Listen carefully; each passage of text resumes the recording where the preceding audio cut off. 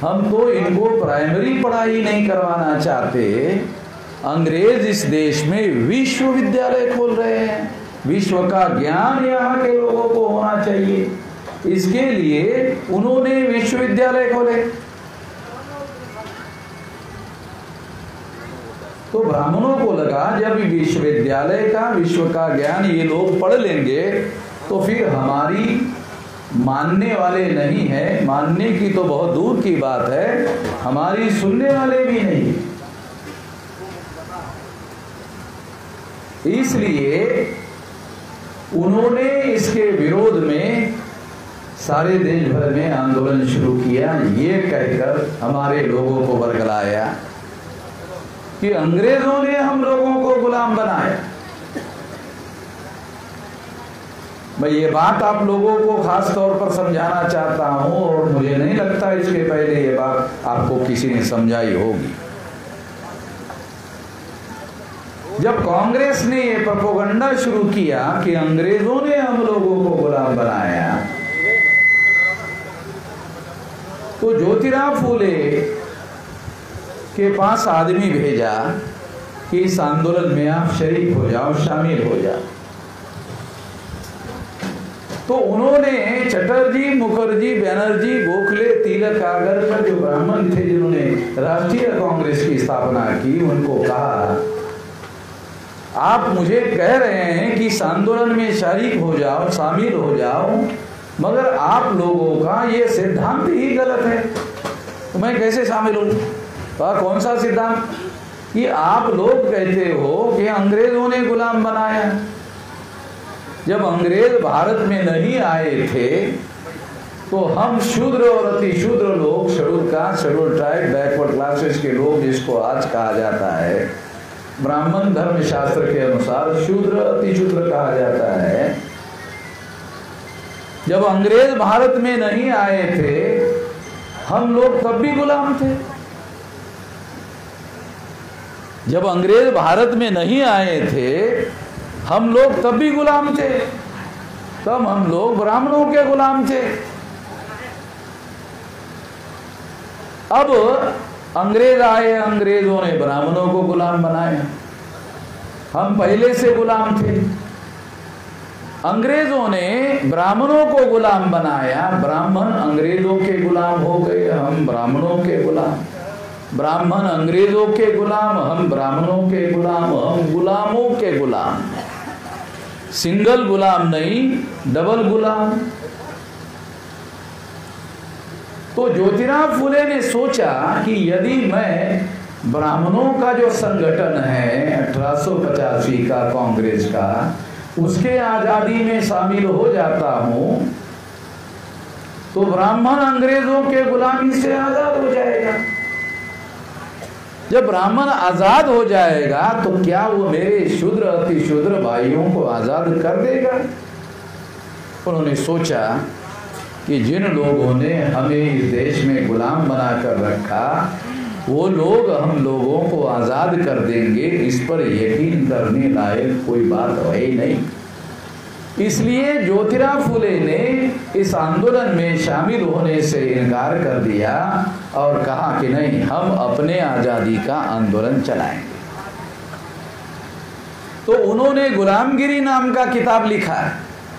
आप में से कुछ लोगों को मालूम होगा, कुछ लोगों को मालूम नहीं होगा। मराठी में लिखा हुआ है, वो हिंदी में ट्रांसलेट होके अवेलेबल है, जो पढ़ना चाहते पढ़ सकते हैं।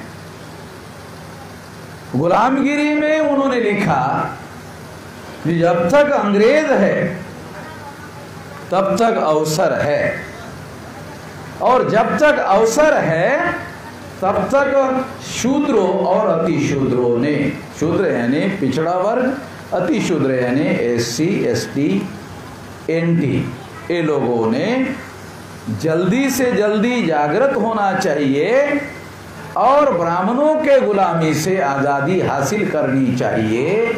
उन्होंने ये नहीं कहा अंग्रेजों के गुलामी से आज़ादी हासिल करनी चाहिए, ब्राह्मणों के गुलामी से आज़ादी हासिल करनी चाहिए। इसके लिए उन्होंने हमारे आज़ादी का आंदोलन शुरू किया। ये इतिहास भारत के अभ्यासक्रम में पढ़ाया नहीं जाता। जितने पढ़े लिखे लोग हैं वो ब्राह्मण का लिखा हुआ इतिहास पढ़ते हैं। इसलिए मैं अपने लोगों को कहता हूं कि हमारे लोग पढ़े लिखे लोग नहीं हैं, लिखे पढ़े लोग। पढ़े लिखे नहीं, ये लिखे पढ़े लोग हैं। ब्राह्मण ने लिखा और हमने पढ़ा। ब्राह्मण ने लिखा और हमने पढ़ा, तो हम पढ़े लिखे नहीं है, लिखे पढ़े लोग हैं। और जो ब्राह्मण ने लिखा हमने पढ़ा और हमारे दिमाग पर वही छाप पड़ गई और हमने वही मान लिया जो ब्राह्मणों ने हमको कहा। तो इसलिए हमें अपने आजादी के बारे में और उसके लड़ाई के बारे में जानना और समझना बहुत जरूरी है। केवल ज्योतिराव फुले ही सो कॉल्ड तथाकथित गांधी जी के नेतृत्व में चलने वाले आजादी के आंदोलन में अकेले ज्योतिराव फुले शामिल नहीं हुए, छत्रपति शाहू महाराज भी शामिल नहीं हुए। बाल गंगाधर तिलक शाहू महाराज के पास गए और शाहू महाराज को कहा, महाराज आप बहुत लोकप्रिय राजा हैं, आपके जैसा पहला राजा हमने देखा जो इतना लोकप्रिय है, जनप्रिय है। अगर आपके जैसे राजा आजादी के आंदोलन में शामिल हो जाए तो आजादी का आंदोलन बहुत ज्यादा तेजी से फैल जाएगा। तो शाहू महाराज ने बाल गंगाधर तिलक को कहा कि तिलक जी, आप ब्राह्मण लोग मेरे जैसे राजा के साथ तुम जो व्यवहार करते हो, कल अगर तुम्हारा राज आ गया, ब्राह्मणों का राज आ गया, तो तुम लोग हमारे लोगों के साथ क्या व्यवहार करोगे? ये सोचकर ही मेरे शरीर पर रोए खड़े हो जाते हैं। अभी तो आप लोगों का राज आया नहीं है, मगर जब मैं ऐसे सोचता हूं तो सोचने से ही मेरे शरीर पर रोए खड़े हो जाते हैं। नहीं, मैं आपके आजादी के आंदोलन में शामिल होने वाला नहीं हूं। शाहू महाराज भी शामिल नहीं। बाबा साहब अम्बेडकर अमेरिका में पढ़ रहे थे, लाला लाजपत राय अमेरिका में गए और कहा कि जैसे ऊंचे दर्जे के पढ़े लिखे लोग आजादी के आंदोलन में शामिल होना चाहिए। बाबा साहब अम्बेडकर ने उनको कहा कि राजा सयाजीराव गायकवाड़ जो कुर्मी जाति के हैं, उन्होंने मुझे स्कॉलरशिप दी। उन्होंने बंधन डाला हुआ है कि स्कॉलरशिप की शर्त है केवल पढ़ाई लिखाई पर ध्यान देना होगा, बाकी किसी बात पर ध्यान नहीं देना होगा। तो मैं इस शर्त से बंधा हुआ हूँ, इसलिए मैं आपकी बात स्वीकार नहीं कर सकता, बाद में विचार करूँ।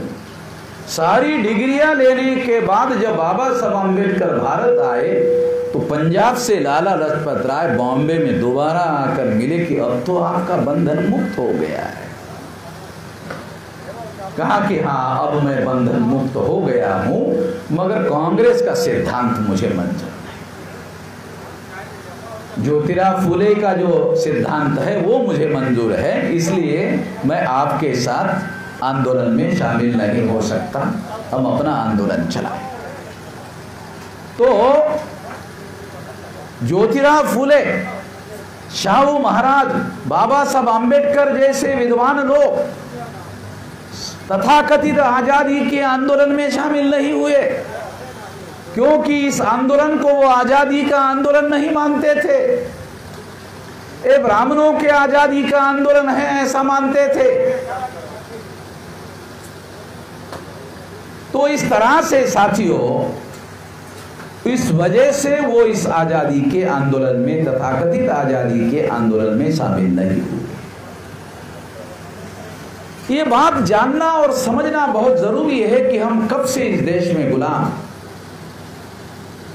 तो उत्तर प्रदेश के लोगों को थोड़ा सा बताना चाहता हूं कि आपको ये जल्दी रियलाइज होना चाहिए कि सम्राट गुरुदत्त मौर्य खानदान का आखिरी सम्राट गुरुदत्त मौर्य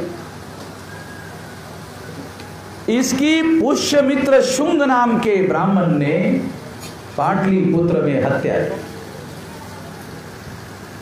और हत्या करके ब्राह्मणों ने ब्राह्मण राज स्थापन किया।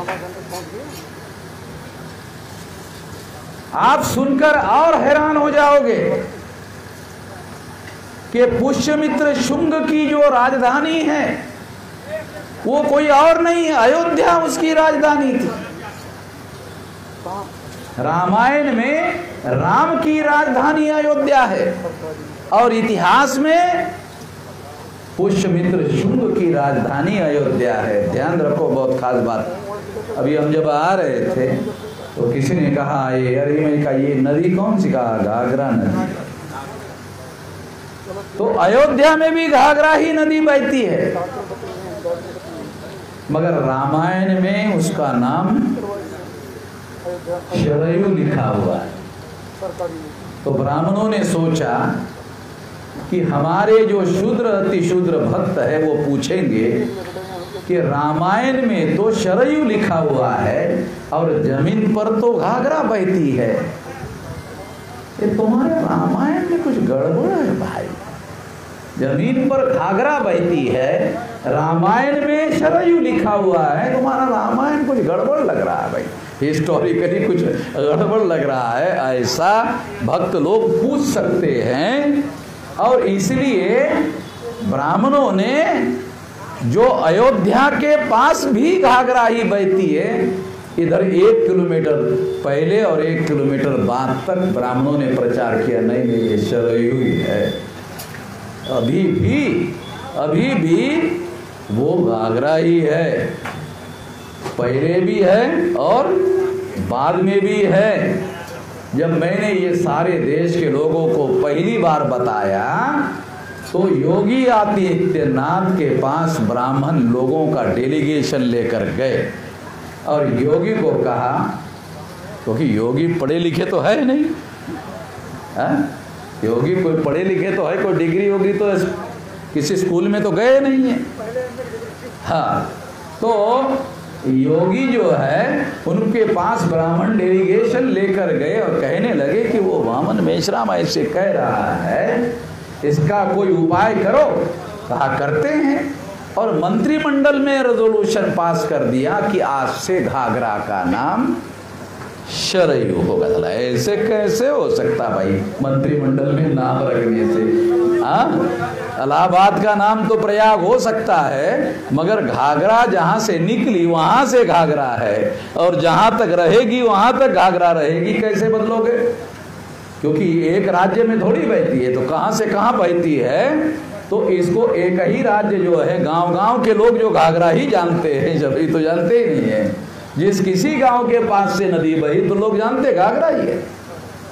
तो मैं जो आप लोगों को उदाहरण के लिए कह रहा हूं, तो सम्राट बृहदत्त मौर्य की हत्या पुष्यमित्र शुंग नाम के ब्राह्मण ने की और उस तारीख से हम लोगों का राज्य इस देश में समाप्त किया गया और तब से हम लोगों को इस देश में ब्राह्मणों ने गुलाम बनाकर रखा। तो 2,500-3 हजार साल हो गए, आज की बात नहीं है। इस 2,500-3 हजार साल में ब्राह्मणों ने हमारे लोगों को विभाजित करने के लिए, क्योंकि आजादी के, तथाकथित आजादी के आंदोलन में ब्राह्मण ये प्रचार करते थे कि अंग्रेजों का नियम है बांटो और राज करो, नीति है, कुटिल नीति है, बांटो और राज करो। तो अंग्रेजों ने 2 हिस्सों में बांटा था, हिंदू और मुसलमान, 2 टुकड़ों में बांटा था लोगों को। बात सही है, ब्राह्मण कह रहे थे, गलत नहीं थे। अंग्रेजों ने बांटा, मगर अंग्रेजों ने 2 टुकड़े किए, मगर ब्राह्मणों ने 6,247 टुकड़े की। 1703 जाति के टुकड़े शेड्यूल कास्ट के, 801 टुकड़े आदिवासियों के हैं, 3,743 टुकड़े ओबीसी के हैं। ये तीनों का मेल कर लो तो आंकड़ा बनता है 6,247। अंग्रेजों ने हिंदू मुसलमान 2 टुकड़े किए, ब्राह्मणों ने हमारे मूल निवासियों के 6247 टुकड़े किए। तो ये कहा जा सकता है कि ब्राह्मण अंग्रेजों के बाप ही नहीं थे, दादा ही नहीं थे, बल्कि परदादा लकड़दादा भी थे। इतने ज़्यादा खतरनाक लोग थे और इतने बड़े पैमाने पर हमारे लोगों को टुकड़े टुकड़ों में बांटा। बांटो और राज करो का सिद्धांत अगर सही मान लिया जाए, जैसा ब्राह्मण कहते हैं, तो आज हम लोग शासित लोग हैं। हम लोग ब्राह्मणों के द्वारा शासित लोग हैं। चाहे दिखने के लिए नरेंद्र मोदी प्रधानमंत्री दिख रहा हो, एक पिछड़े वर्ग का आदमी नरेंद्र मोदी देश का प्रधानमंत्री दिख रहा हो, मगर ये प्रधानमंत्री ब्राह्मणों के द्वारा, आरएसएस के द्वारा नॉमिनेटेड प्राइम मिनिस्टर है। ये नॉमिनेटेड प्राइम मिनिस्टर जो है अंग्रेजी का शब्द है, ये बाबा साहब अम्बेडकर ने यूज किया है। हमारे लोगों को अंग्रेजी कम समझ में आती है, इसका आपको अर्थ समझाता हूं। आप देहात के रहने वाले लोग हैं, मैं भी देहात का रहने वाला हूं। देहात में आदमी अपने बीवी का परिचय कराता है, ये मेरी शादीशुदा बीवी है। दूसरा आदमी पूछता, ये कौन है? ऐसे ही रखी हुई है। ये शादीशुदा है, ये ऐसे ही रखी हुई है। तो नरेंद्र मोदी भी ऐसे ही रखा हुआ प्रधानमंत्री है। नहीं समझ में आया? देहात के नहीं लगते हो आप लोग, समझ में आ गया? अच्छा ठीक ठीक, हमको लगा कि देहात का ही उदाहरण दे दिया जाए तो आप लोगों के समझ में आ जाए। तो हमारे कहने का मतलब ये है, अभी इस बात को साबित करने वाला एक उदाहरण देता हूं। नरेंद्र मोदी ने एक ओबीसी को एजुकेशन मिनिस्टर बनाया। ओडिशा के प्रधान हैं, उसको देश का एजुकेशन मिनिस्टर बनाया।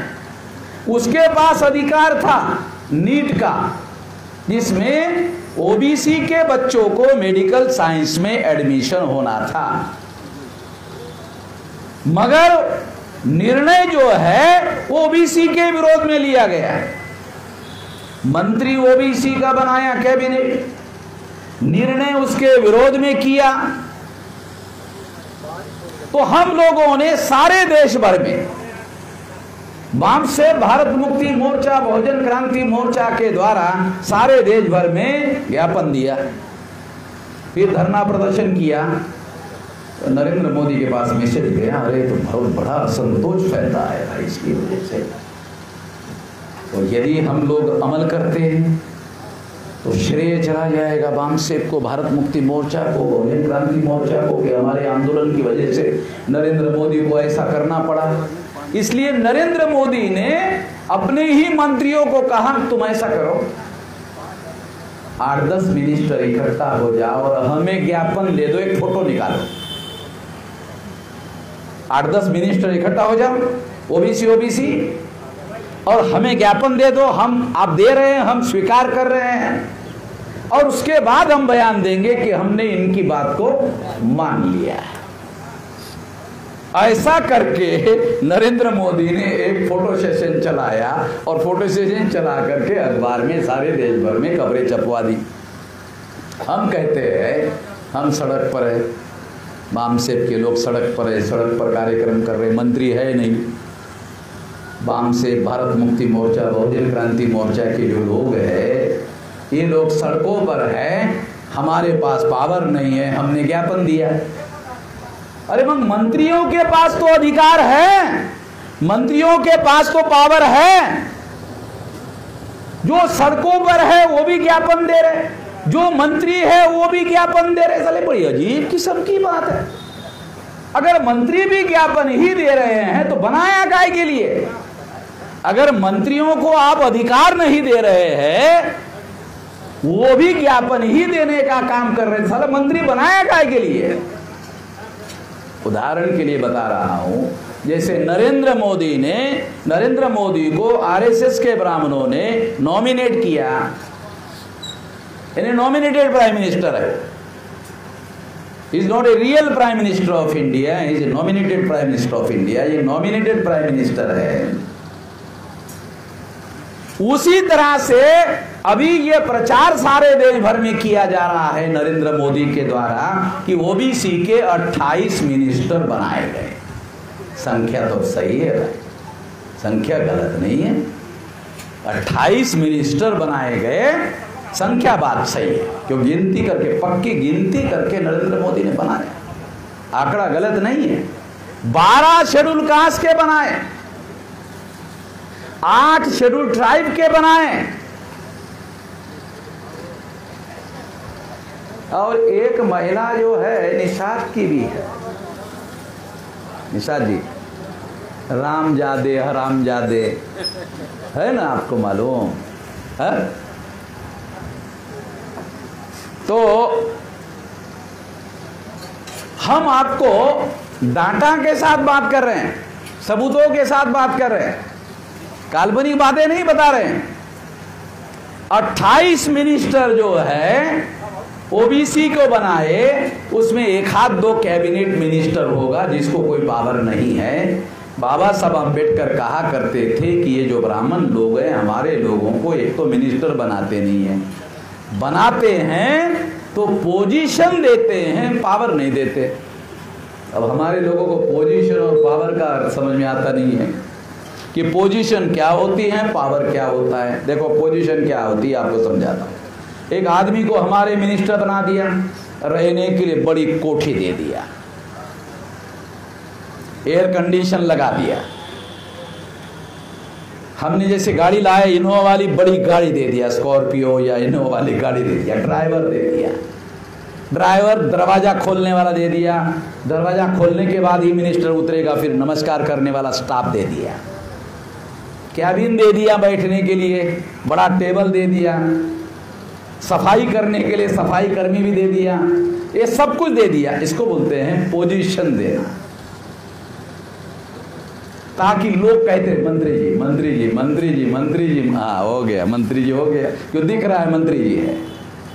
मगर जब उस समाज का, जिस ओबीसी समाज के मंत्री बनाए गए, 28 बनाए, उसमें संभवतः 26 लोग जो है वो राज्य मंत्री है, और जो 26 राज्य मंत्री है उनके सारे के सारे कैबिनेट मिनिस्टर या तो ब्राह्मण है, या तो क्षत्रिय है, या तो वैश्य है। सारे कैबिनेट मिनिस्टर ब्राह्मण क्षत्रिय वैश्य है। उसके नीचे राज्य मंत्री बनाया। अब राज्य मंत्री को कैबिनेट मिनिस्टर कार्यभार करने के लिए देगा तो राज्य मंत्री काम करेगा।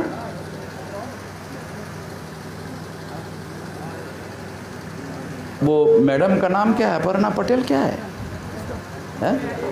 अनुप्रिया पटेल। पिछली बार उसको मिनिस्टर बनाया था, पिछली बार मिनिस्टर बनाया था।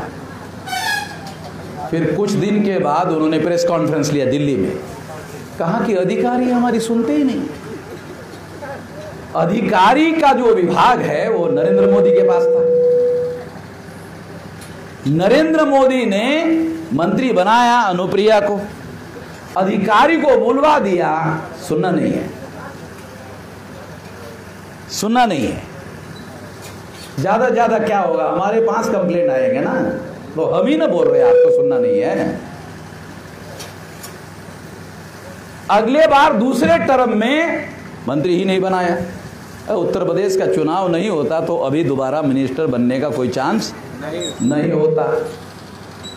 आप लोगों को खास बात पूछ रहा हूं, यहां कोई पत्रकार हो सकता है, नहीं हो सकता, खास बात पूछ रहा हूं।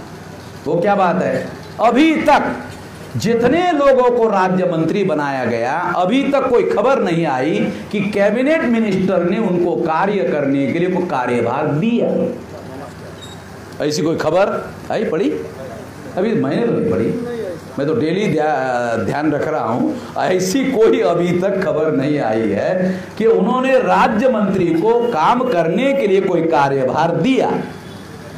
और अगर नहीं दिया तो उन लोगों में ये औकात होनी चाहिए कि वो प्रधानमंत्री को कंप्लेंट करे। प्रधानमंत्री को मालूम है कि ये कंप्लेंट करने वाले लोग नहीं है। और हमको भी इनको नामधारी ही मिनिस्टर रखना है, क्योंकि उत्तर प्रदेश में इनके चेहरों का प्रचार करने के लिए उपयोग करना है, ताकि लोगों के वोट जो है वो लिए जा सके, अन्यथा इनकी कोई उपयोगिता नहीं है। अभी करंट डेवलपमेंट की बात आपको बता रहा हूं, पुरानी कहानी नहीं बता रहा हूं, करंट डेवलपमेंट की बात बता रहा हूं। इसका मतलब ये है कि ये जो आजादी है, जिस आजादी में मिनिस्टरों को कोई अधिकार नहीं डाली। हमारी कोई औकात है क्या? मिनिस्टरों की कोई औकात नहीं। पहले मैं कहता था एमएलए की कोई औकात नहीं, पहले मैं कहता था एमपी की कोई औकात नहीं, अभी मैं आपको सबूतों के साथ कह रहा हूं मिनिस्टरों की कोई औकात नहीं। हमारे जितने भी एससी एसटी ओबीसी के मिनिस्टर हैं, ये सारे के सारे रखे हुए मिनिस्टर हैं, और इस वजह से इनके द्वारा किसी प्रकार का कोई काम समाज का होता नहीं। दूसरी एक बात और आपको अनुभव हो जाएगा किसी लोगों को, ये जितने मिनिस्टर हैं, हर एक का जो पीए है वो आरएसएस का ट्रेंड कार्यकर्ता है।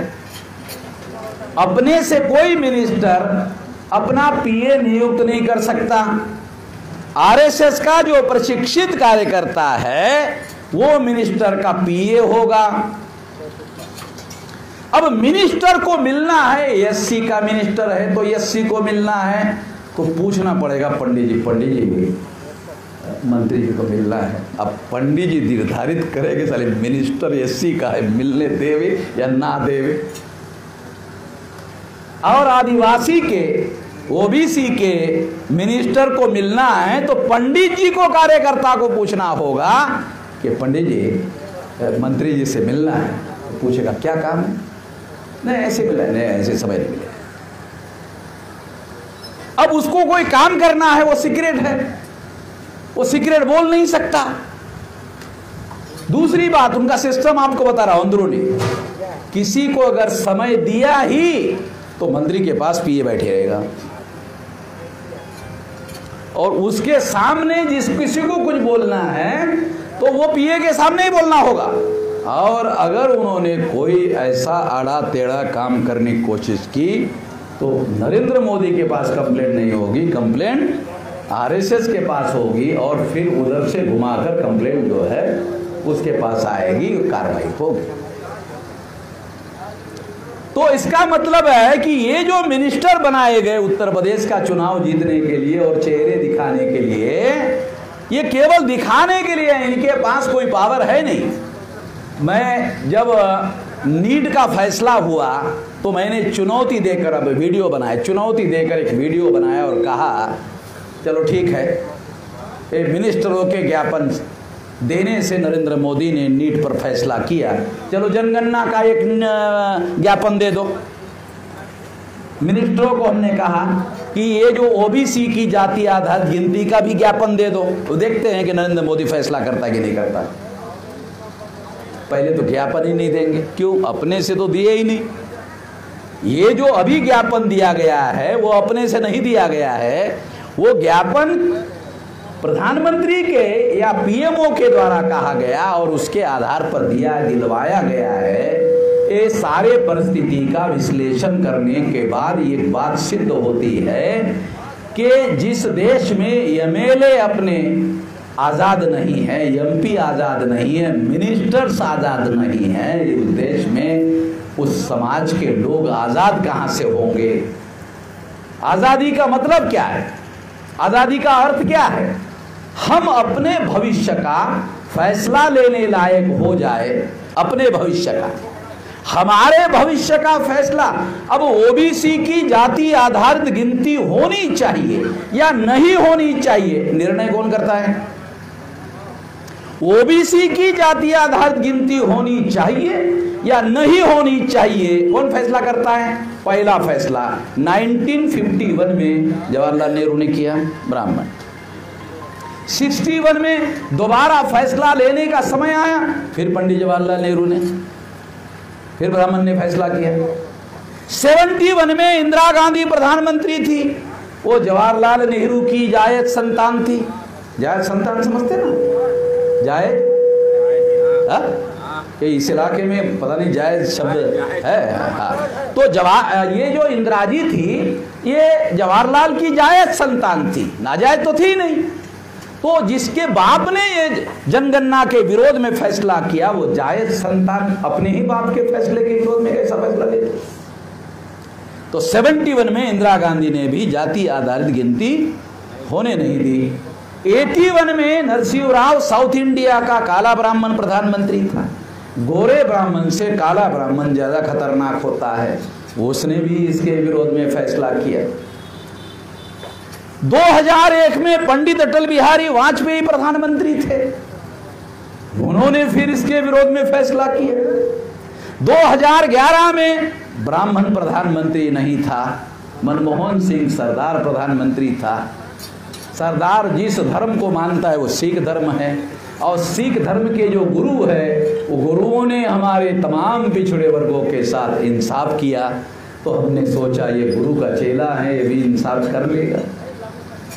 मगर जब कैबिनेट में फैसला हुआ तो मनमोहन सिंह ने प्रणब मुखर्जी के नेतृत्व में ग्रुप ऑफ मिनिस्टर की कमेटी बनाई, उसका चेयरमैन प्रणब मुखर्जी को बनाया, बंगाली ब्राह्मण को। ये ब्राह्मण फैसला करे, ओबीसी के भविष्य का फैसला ब्राह्मण करेगा। अभी 2021 में जनगणना होनी थी, कोविड की वजह से नहीं हुई, 22 में होने वाली है। अब इसके फैसले पर आरएसएस के ब्राह्मणों ने पाबंदी लगाया कि नहीं कर सकते। तो आज तक डाटा के साथ, नाम के साथ, फैक्ट के साथ, तारीख के साथ आपको बताया कि अभी तक ओबीसी की जाति आधारित गिनती ब्राह्मणों ने रोका है, और पिछड़े वर्ग के लोगों का ब्राह्मणों के बगैर काम चलता है नहीं। उदाहरण के लिए बोल रहा हूँ, आप लोगों को थोड़ा सा जानकारी हो जाए कि ब्राह्मण के शरीर पर जो थोड़ी बहुत चर्बी है वो आप ही न लोगों की वजह से है।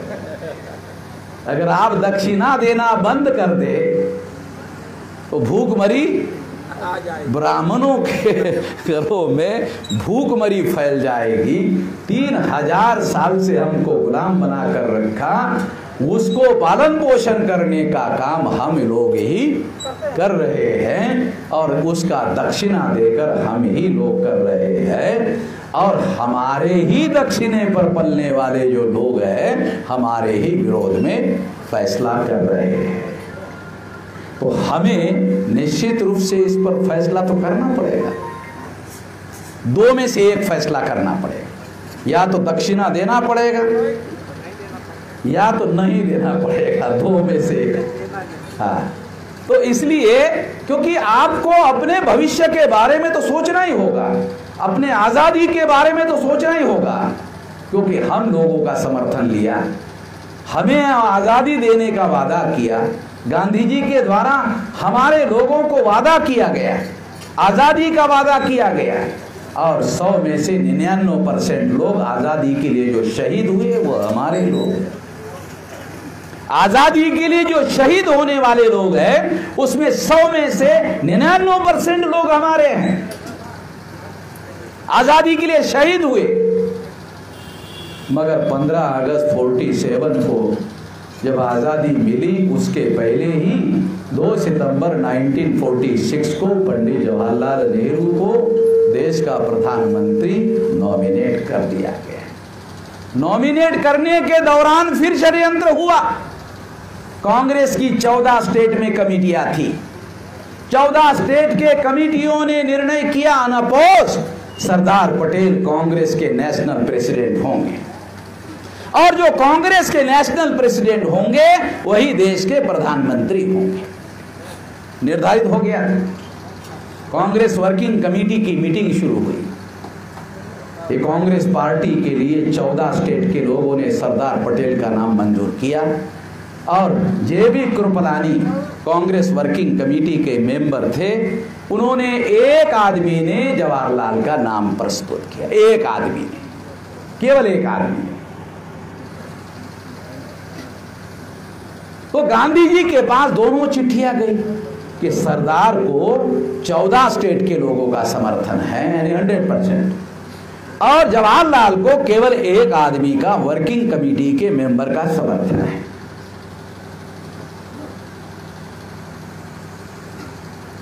तो गांधी जी ने जवाहरलाल को पूछा, ऐसा है, तुम्हारा क्या कहना है जवाहरलाल? जवाहरलाल ने मौन धारण कर लिया। अब ये जो मौन का हथियार था ये गांधी जी का ही था, क्योंकि गांधी जी को जब बोलना दुश्वार होता था कि बोलने से संकट पैदा हो सकता है, तब पत्रकारों को गांधी जी स्लेट पर लिख कर देते थे, मेरा मौन चल रहा है, बोलते नहीं थे। तो जवाहरलाल को मालूम था कि ये गांधी जी का ही हथियार है, अगर मैं मौन धारण कर लेता हूं तो गांधी जी को मालूम हो जाएगा कि मेरा विरोध है। गांधी जी को मालूम हो गया जवाहरलाल जी का विरोध है, तो उन्होंने एक कागज का चिट्ठी निकाला और चिट पर लिखा, सरदार तुम अपना नाम पीछे ले। सरदार पटेल बैरिस्टर थे, बहुत बड़े वकील थे, क्रिमिनल लॉयर थे, और सबूत का क्या महत्व होता है जानते थे। कागज का उतना सा चिट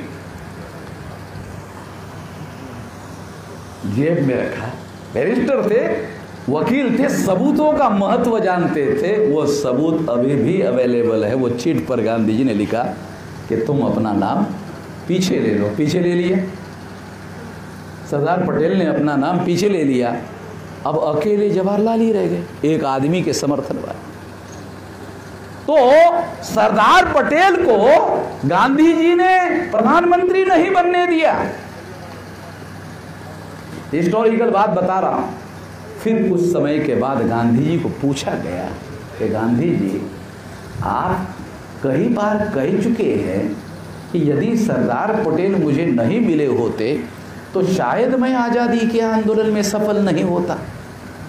इतने महत्वपूर्ण व्यक्ति को आपने प्रधानमंत्री बनने से रोका, क्या बात है, क्या कारण है? तो गांधी जी ने जवाब दिया। क्या जवाब दिया?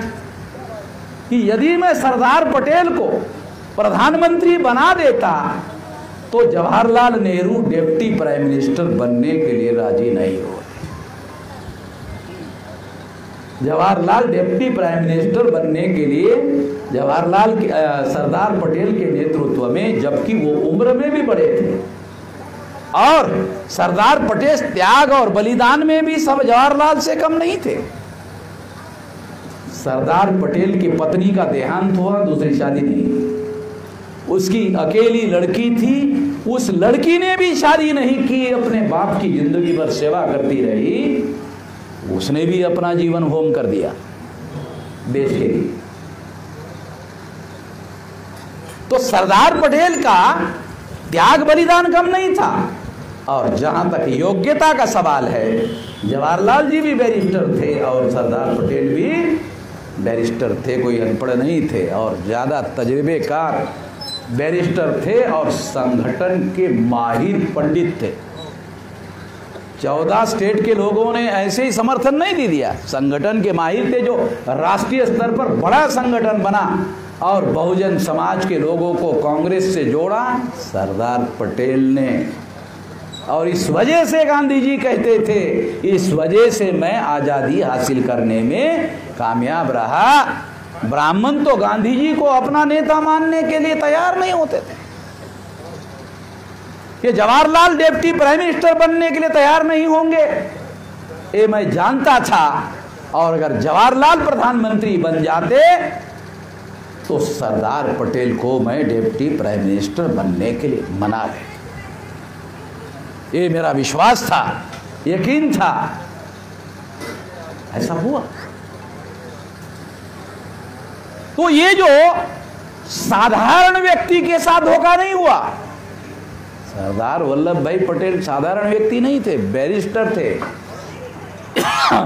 गवार नहीं थे, उनके साथ धोखा हुआ।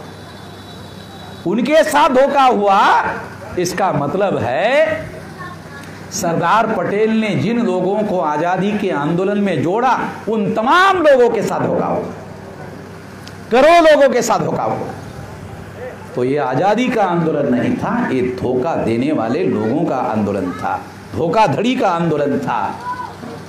ये धोखा हमारे आजादी में हुआ।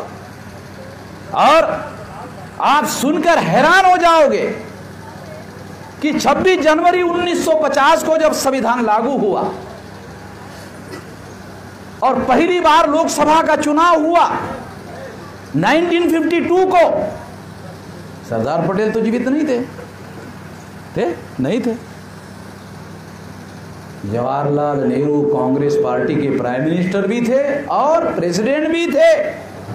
उन्होंने 3.5% ब्राह्मणों को 60% टिकटें दी, 47% ब्राह्मण चुनवा कर लाए और आजाद भारत के प्रथम संसद पर ब्राह्मणों का कब्जा करवाया, जो कब्जा आज भी बन रहा है। अब तो कब्जा ज्यादा खतरनाक हो गया है। कांग्रेस जाती तो बीजेपी आती है, बीजेपी जाती तो कांग्रेस आती है। हमारे सामने कांग्रेस का या बीजेपी का भजन गाने के अलावा कोई विकल्प इन लोगों ने नहीं रखा और इस तरह से हमारी गुलामी को और भी दृढ़ करने का काम किया। सारी बातें डॉक्यूमेंट्री एविडेंस के आधार पर बोल रहा हूं। किसी भी ब्राह्मण को चुनौती देकर सारे देश भर में बोलता हूं कि जो कह रहा हूं उसे गलत साबित कर दो। आज तक एक भी ब्राह्मण, हमने कोई गलत बात कही, आज तक गलत कही होती तो साले कोर्ट में गए होते और अब तक तो हम जेल में हो गए होते। हम कोई भी बात गलत नहीं कहते, पहले जानकारी लेते, सबूत इकट्ठा करते, नहीं मिले तो साले लंदन में जाके सबूत लाते। सारे सबूत अंग्रेज लेके गए। ये लोग यहां सबूत गायब करते हैं तो अंग्रेज बहुत सारे सबूत लेकर गए, यहां जो सबूत नहीं मिले तो वहां है। इसलिए जानना होगा कि एक हमारा इतिहास है, एक उनका इतिहास है। उनका इतिहास देश भर में पढ़ाया जा रहा है। तुम विदेशी, हम विदेशी, यही भाई, तुम ये देश में शासक रहो। ब्राह्मण अंग्रेजों के, तुम राजा रहो, तुम शासक रहो, हमें प्रशासन में IAS अधिकारी बना। परीक्षा लो, परीक्षा लेकर बनाओ, मगर हमें बनाओ। जब आप ऐसा करोगे तो ये जो शूद्र अतिशूद्र लोग हैं, इनको गुलाम बनाए रखने में आपकी मदद करेंगे। ब्राह्मण लोग अंग्रेजों से प्राइवेट में ये बात करते थे और इसीलिए 29 तक उन्होंने कोई रिजोल्यूशन आजादी का पारित नहीं किया, क्योंकि आजादी का पारित करते तो कहना पड़ता भारत छोड़ो। इसलिए उनके साथ सौदेबाजी कर रहे थे। अंग्रेजों ने विश्वास नहीं किया ब्राह्मणों पर। मैं एक बार, हमारा अधिवेशन था पटना में, पांडे नाम के ब्राह्मण को खाना पकाने का ठेका दिया। नहीं देना चाहिए मगर दिया था। पांडे जी मेरे पास आए और कहने लगे, मेश्राम जी आप बिहार के बारे में कुछ जानते हैं? हमने कहा हम तो महाराष्ट्र के, हम तो ज्यादा नहीं जानते। कहा कि थोड़ा सा जानकारी देता हूं। कह दीजिए कि हमारे बिहार में झा नाम का ब्राह्मण होते हैं, वो बहुत खतरनाक होते हैं। कैसे? अंग्रेज ने लिख के रखा, एक साथ झा ब्राह्मण और सांप दिखाई दे तो पहले ब्राह्मण को मारना चाहिए और बाद में सांप को मारना चाहिए। पांडे नाम के ब्राह्मण ने हमको ऐसा कहा। तो हमने पांडे नाम के ब्राह्मण को कहा, पांडे जी आप भी ब्राह्मण है और आप झा ब्राह्मण के बारे में ऐसा कह रहे, हमें अच्छा नहीं लग रहा है। कहा कि आपको नहीं लग रहा होगा अच्छा, मगर आप जानते नहीं है, हमें झा ब्राह्मण का बहुत डर लगता है, वो इतना खतरनाक होते। तो अंग्रेज लोग ब्राह्मणों के बारे में जानते थे ये कितने खतरनाक है, इसलिए ब्राह्मणों ने, अंग्रेजों ने ब्राह्मणों पर यकीन नहीं किया। तो ब्राह्मणों ने अंग्रेजों को कहा अरे 350 साल तक मुगलों का राज भारत में स्थापित करने में हम लोगों ने मदद की। मुगलों का राज भारत में 350 साल तक मुगल आक्रमणकारी थे, मुगल मुसलमान थे बाय रिलीजन, और वो आक्रमणकारी थे, यहाँ के लोगों को पराजित किया, गुलाम बनाया। एक गुलाम बनाने वाले लोगों को हम ब्राह्मणों ने भारत में 350 साल तक साथ दिया। छत्रपति शिवाजी महाराज का महाप्रतापी पुत्र संभाजी को औरंगजेब के हाथों पकड़वा दिया, उसको मरवा दिया, और इसके बदले में औरंगजेब ने फिर पूना का राज हमें दिया। विजयी औरंगजेब हो गया था तो पूना पर औरंगजेब का राज आना चाहिए था, मगर पूना पर औरंगजेब का राज नहीं आया, पूना पर पेशवाओं का राज आया, क्योंकि औरंगजेब ने पूना के ब्राह्मणों को राज दिया, क्योंकि पूना के ब्राह्मणों ने संभाजी महाराज को पकड़वाने में मदद की। अंग्रेजों को उन्होंने कहा 350 साल तक मुगलों का राज प्रस्थापित करने में हमने मदद की, आपकी भी करेंगे।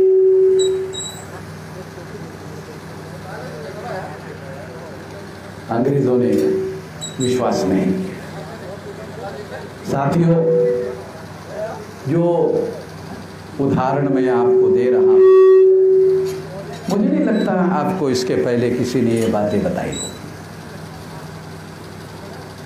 भाई सारा हिस्टोरिकल बातें, सारी डॉक्यूमेंट्री बातें, दस्तावेजी है, और इसलिए इन लोगों ने हमें गुलाम बनाए रखने के लिए जो जो करना जरूरी था वो किया। आज कोई विदेशी नहीं है, उनकी मदद करके हमको गुलाम होते, मगर उन्होंने क्या किया, विदेशी टेक्नोलॉजी को ईवीएम लाए, और ईवीएम को लाकर अभी ईवीएम के अंदर पड़ने वाले वोटों की चोरी करवा के अल्पसंख्याक ब्राह्मणों का बहुसंख्याक लोगों पर राज स्थापित कर रहे हैं। क्योंकि ईवीएम की लड़ाई तो मैं सुप्रीम कोर्ट तक लड़ चुका हूं, सुप्रीम कोर्ट में जीत चुका हूं, सुप्रीम कोर्ट के जजेस ने मेरी बात को स्वीकार किया।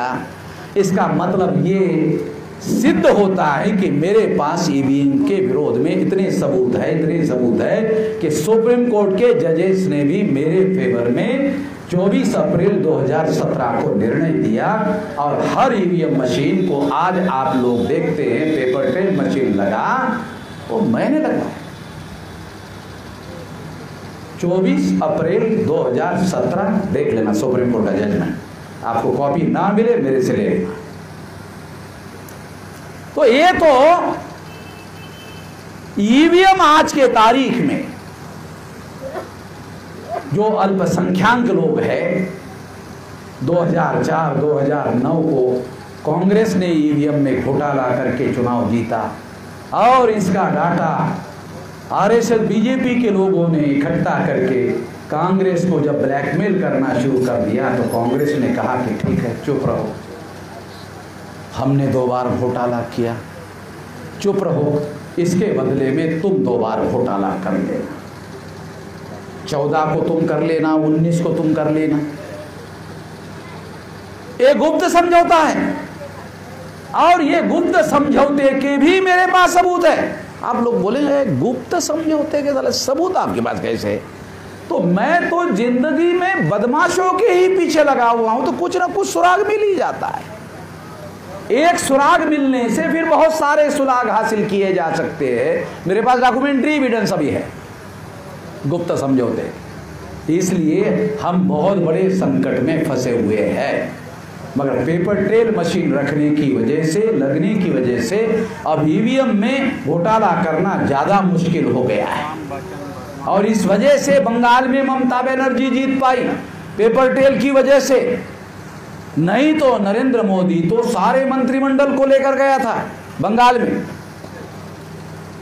इसलिए साथियों, आने वाले समय में हमें ये लड़ाई केवल लड़नी नहीं है, जीतनी है। मैं 19 साल की उम्र में, आखिरी बात कहता हूं, 19 साल की उम्र से एक सिद्धांत लेकर चल रहा हूं। कौन सा सिद्धांत लेकर चल रहा हूं? अभी मेरी उम्र 64 चल रही है। 19 साल की उम्र से ये लड़ाई लड़ रहा हूं, अभी 64 चल रही है। 44 साल से 60 साल में उत्तर प्रदेश में रिटायर्ड होता है ना आदमी, 60 साल में। मैं अभी रिटायर्ड नहीं हुआ और टायर्ड भी नहीं हुआ। देखो घंटे भर से खड़ा है, खड़े होकर ही बोल रहा हूं। और 20 साल तक तो ये मामला अभी 20 साल तक तो इसका नेतृत्व मैं करूंगा और 20 साल में ब्राह्मणवाद का राम नाम सत्य किया जाए। बहुत खुशी हुई कि आप लोगों को राम नाम सत्य समझ में आया। तो सारे लोगों को बंगाल में जब जाता हूँ वहाँ कहता हूँ राम नाम सत्य, पूछते ये राम नाम सत्य क्या है? तो मैंने कहा मरने के बाद पीछे पीछे चलने वाले जो लोग हैं कहते कहाँ, हमारी याद नहीं कहते, क्या कहते? तो कहते हरि बोल, हरि बोल। मैंने कहा ये चलो हरि बोल। तो वहाँ बंगाल में हरि बोल बोलते हैं। तो मैं आप लोगों को 19 साल की उम्र से 64 साल हो गए हैं। इस साल में हमने 31 राज्यों में 567 जिलों में 4000 से ज्यादा तहसीलों में 22,000 से ज्यादा ब्लॉक में और 1.5 लाख से ज्यादा गांवों में संगठन फैलाया है। कितना बड़ा संगठन हो गया है। और कितना बड़ा हो गया है तो 5 मार्च 2019 को भारत बंद का ऐलान किया। 13 पॉइंट रोस्टर के विरोध में भारत बंद हुआ और नरेंद्र मोदी को 13 पॉइंट रोस्टर खत्म करना पड़ा और 200 पॉइंट रोस्टर लागू करना पड़ा। काल्पनिक बातें नहीं बोल रहा हूं, संसद में संविधान संशोधन करके करना पड़ा। संसद के रिकॉर्ड की बात बोल रहा हूं। उसके बाद 29 जनवरी 2020 को सीए के विरोध में भारत बंद किया, citizenship amendment act. BJP RSS के लोगों ने प्रचार किया कि ये मुसलमानों के विरोध में कानून है, एससी एसटी ओबीसी के विरोध में नहीं है। आसाम में 19,48,000 लोगों को नागरिकता के अधिकार से वंचित किया, उसमें 14,48,000 लोग एससी एसटी ओबीसी है, केवल 5 लाख मुस्लिम। इसका मतलब है ये कानून एससी एसटी ओबीसी के विरोध में है। गुमराह किया कि मुस्लिम के विरोध में कहकर हमारे पास डाटा है, मैं डाटा के आधार पर बात करता और उसको आधार बनाकर 29 जनवरी 1920 को भारत बंद करवाया। भारत बंद के पहले daily Narendra Modi Amit Shah, Narendra Modi Amit Shah, CA CA CA CA CA. जैसे भारत बंद किया उसके बाद से सीए बंद हो गया, एकदम बंद, चिड़ी चुप हो गया, बोलता ही नहीं। क्यों नहीं बोलता? उसका रहस्य है। वो रहस्य थोड़ा आपको बताएं। हमारे देश में क्रिकेट का खेल चलता है, कबड्डी का खेल चलता है, हॉकी का खेल चलता है। इसमें कोई भी खेल आरएसएस नहीं खेलता है। आरएसएस का अलग ही खेल है। क्या खेल है कि एससी एसटी ओबीसी को मुसलमानों से लड़ाना, मुसलमानों से भिड़ाना, ये आरएसएस का नेशनल गेम है, ये राष्ट्रीय खेल है। आरएसएस का ये राष्ट्रीय खेल है। एससी एसटी ओबीसी को मुसलमानों से लड़ाना, मुसलमानों से भिड़ाना। जब उन्होंने देखा कि सीए के मुद्दे पर एक तरफ एससी एसटी ओबीसी, दूसरी तरफ मुसलमान सारे इकट्ठा हो गए। अरे हम तो इनको लड़ाते थे, ये तो सारे के सारे ये मुद्दे पर इकट्ठा हो गए और ये मुद्दा तो हमने वामन में इस्लाम को धरा धरा बना के दे दिया। हमारी वजह से एससी एसटी ओबीसी और मुसलमान इकट्ठा हो गए। अगर हम इस मुद्दे को लंबा खींचते रहेंगे तो देश में एससी एसटी ओबीसी प्लस मुसलमानों की एकता और इत्तेहाद पैदा होगा। और अगर ऐसा हुआ तो इन लोगों का, पंडित लोगों का 3-13 होने के लिए ज़्यादा समय नहीं लगेगा। इसलिए तब से इन लोगों ने सीए कहना बंद कर दिया। कितनी हमारे संगठन की ताकत है, दूसरा आपको सबूत दिया। तीसरा सबूत, अभी कुछ दिन पहले मोहन भागवत ने बयान दिया था कि सारे भारतीय लोगों का डीएनए एक है। तो हमारे लोगों ने अभियान चलाया ट्विटर पर, नहीं, ब्राह्मण का डीएनए विदेशी है। हमारे लोगों ने ट्विटर पर अभियान चलाया, 2.5 लाख से ज्यादा लोगों ने समर्थन दिया। ब्राह्मणों ने अभियान चलाया, ब्राह्मण भारत की शान है। 82,000 ब्राह्मणों ने समर्थन दिया। उसके विरोध में हमारे लोगों ने, हमारा 2.5 लाख से ज्यादा लोगों ने समर्थन दिया। जब 2.5 लाख से ज्यादा लोगों ने समर्थन दिया तो इस मुद्दे पर मोहन भागवत को भी हमने पछाड़ा। 3 सबूत आपको दिया है। इतना बड़ा संगठन बन गया है, हमारे लोगों की लड़ाई लड़ने के लिए इतना बड़ा संगठन बन गया है कि हम अपने अधिकार और हक लड़कर ले सकते हैं। क्योंकि जो हमारे एमएलए लड़ नहीं रहे, हमारे एमपी नहीं लड़ रहे, हमारे एमएलए, एमपी, मंत्री, मुख्यमंत्री, भूतपूर्व मंत्री, मुख्यमंत्री क्या बोल रहे? परशुराम का पुतला खड़ा कर देंगे, विष्णु का मंदिर खड़ा कर। अरे क्या दिमाग खराब हो गया है। यानी 52% लोगों का समर्थन हासिल करने के बजाय 8.5% जो ब्राह्मण यूपी में है, सारे देश भर में 3.5% है, उसके पीछे लोग बने हुए हैं। तो इसलिए साथियों, हमें इस देश में स्वाभिमानी, स्वावलंबी, स्वनिर्भर राष्ट्रव्यापी आंदोलन निर्माण करना है। अगर हम ऐसा करते हैं तो हम इस देश में जो परिवर्तन लाना चाहते हैं वो परिवर्तन लाने में कामयाब हो सकते हैं। इस आंदोलन में आप साथ सहयोग करोगे, इस आशा और विश्वास के साथ आपने मेरी बात ध्यान से सुनी, इसके लिए आभार, धन्यवाद।